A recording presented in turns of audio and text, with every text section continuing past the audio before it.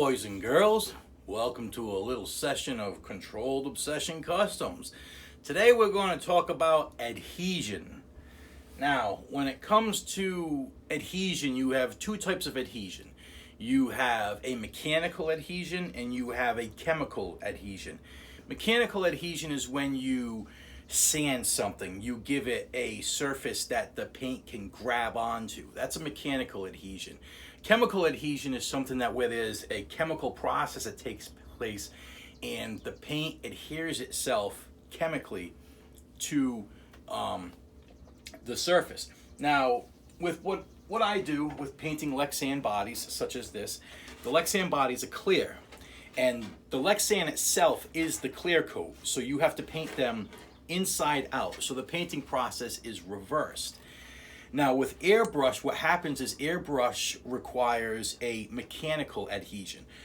Unfortunately, if you were to sand this body and then paint it, the finish wouldn't come out that fantastic. Now, however, obviously, as you know, these being your airbrush paints, say for instance, like I did with this body on a spray can, the spray cans have a chemical adhesion.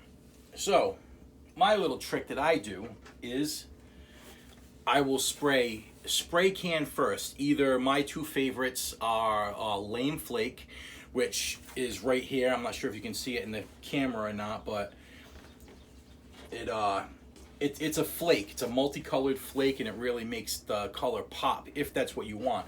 Or you can use I only use Tamiya for my paints. It's my favorite paint to use as far as from a spray bomb. Now on the Tamiya, they also make a flat clear. The beautiful thing is that I was worried about the flat clear, the paints not being as brilliant as they should be. But ideally, since the lexan is actually the clear coat, it doesn't affect it. As you can see here, this is a body that I just finished for one of our racers, Mr. Puff Daddy, if you will. And this was sprayed with flat clear first. And if you look at it, you can see there's nothing flat about that paint job whatsoever. But the main thing that you have to be concerned with when you're going from a spray can to an airbrush paint is the curing process. Matter of fact, on this body right here, I thought I could cheat the curing process a little bit, and no bueno. You can, I don't know if you can see it or not, but you can see where the paint actually fractured a little bit. It gave it a very cool effect. So it worked out in the long run, you know, learning process. That's another thing too. Don't ever think a mistake is a mistake. As long as you learned something from your mistake, who cares? Just keep learning, keep evolving, and keep painting. But you can see where the paint fractured on the edges and the white kind of came in. The reason that happened is I sprayed my airbrush paint and visually it looked cured. And I did not wait the 24 hours. I sprayed it with spray bomb white. The reason I do that is because, once again, chemical adhesion, and it's a much stronger bonding paint, and it'll protect it much better. Unfortunately, I rushed it and it fractured the paint. But like I said, the effect came out really cool, so, you know, it's just live and learn. Now I know, don't cheat the process. So I'm telling you, don't cheat the process. If you're going from one paint to another, as far as from spray bomb to airbrush, don't cheat it. Minimum of a 24-hour cure. And that 24-hour cure is at 70 degrees Fahrenheit.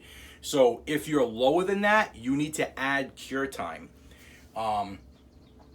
So on this one right here, like I said, we sprayed Lame Flake first. Now, this has to go for a 24-hour cure, and once that's all set, I can start taping flames and everything.